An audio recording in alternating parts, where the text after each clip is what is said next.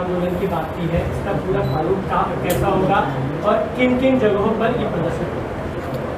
ये जो 24 तारीख का जो महाजन आंदोलन है वो उसमें आरती होगी, समाज एकत्रित आकर वहाँ जो भगवान है मंदिर के सामने समाज के साथ में विश्व हिंदू परिषद के कार्यकर्ता संतों के नेतृत्व में ये आंदोलन करेंगे।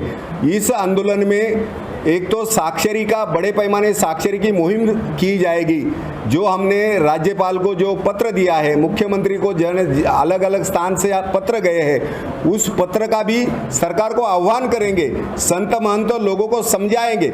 ये आंदोलन बहुत ही शांतिपूर्ण रहेगा। जो कोविड के जो नियम है उस नियम का पालन करते हुए आंदोलन रहेगा और ये समाज का आंदोलन रहेगा। और हम सरकार को स्वयं समाज प्रश्न पूछने वाला है, इसलिए आंदोलन जो समाज अगर सरकार जिस प्रकार से समझती है वो शांतिपूर्ण आंदोलन रहेगा, लेकिन शांति का अशांति में परिवर्तित नहीं होना चाहिए। ये सरकार को हम चेतावनी देंगे और स्पष्ट रूप से कहेंगे, क्यों तो कोई भी आंदोलन की भड़काऊ इस प्रकार का कोई इरादा नहीं है। शांतिपूर्ण से 8 महीने से सरकार के साथ में जो संगठन खड़ा रहा है और जिस संगठन के कार्यकर्ता उसमें कई कार्यकर्ता हमारे बीमार हो गए, कई कार्यकर्ता पूना के कार्यकर्ता उसमें चले भी गए, लेकिन हमें वो नहीं करना है। हमने सरकार के साथ में आज तक सारी बातें मानी है, सरकार के साथ में हम रहे कि तो हमारा दायित्व बनता है, तो वो दायित्व को हमने न्याय दिया। और आज सरकार से हमने केवल यही मांग की है, 3 साल से हम मांग कर रहे। गणेश उत्सव गया, बीच में इतने सारे त्यौहार गया, दही हांडी गई, इतने सारे त्यौहार चले गए, लेकिन कहीं भी सरकार के हमारी कहीं भी सुनवाई नहीं है। कितने तारीख को कितने बजे होगा? 24 तारीख को 5 बजे पूरे महाराष्ट्र में ये आंदोलन होगा।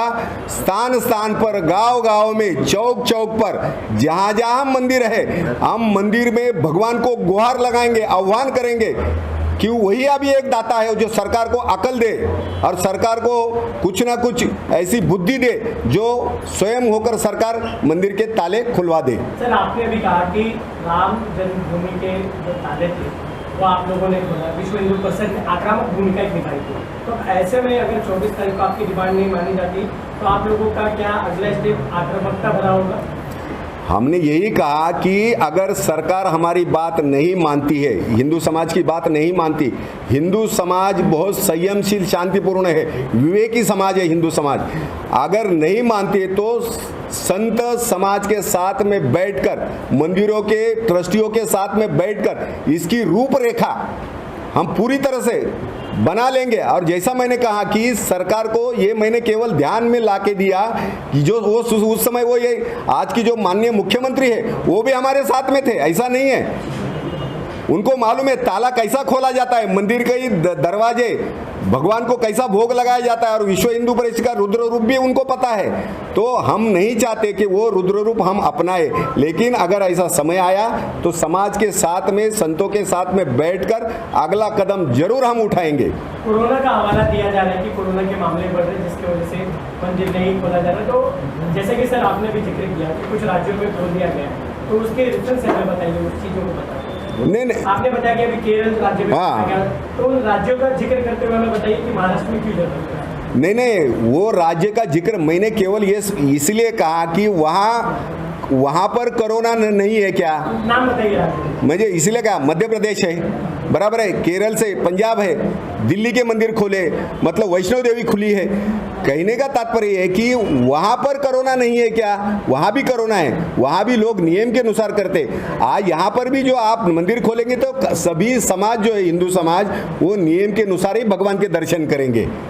बिल्कुल सरकार की बातों को मानकर ही सरकार ने आज तक जितने भी आप हमारा व्यवहार है, ये सारे व्यवहार कैसे है, आज भी हम सारे पट्टी लगाकर बैठे, तो नियमों का तो पालन हम स्वयं सख्ती से करेंगे और वहाँ ट्रस्टी को भी बताएंगे, तो सारे नियम का पालन जरूर होगा। सर, मेरा एक आखिरी सवाल है कि आप ये साफ तौर पर ये कहना चाहते हैं कि जब मदिरालय खुला है तो देवालय क्यों नहीं खुला? बिल्कुल, ये इसलिए मैंने कहा कि जब मदिरा मैंने वो तो जिससे नुकसान हो रहा है वो खुला रखा है, जिससे नुकसान हो रहा है, जिसमें आदमी बर्बाद हो रहा है, वो परिवार बर्बाद हो रहा है, जिसके पास आज कर्जा लेकर के, आपको आश्चर्य लगेगा, इसका उदाहरण देता हूँ भाई साहब, मैं केवल भाषण करने के लिए आपको संबोधित कर, हमने जब किट बांटे, आपको आश्चर्य लगेगा, जब किट बांटे तो वो किट वो व्यक्ति ने दारू के लिए, शराब के लिए जाकर वो बाजार में बेच दिया और उसकी शराब पी।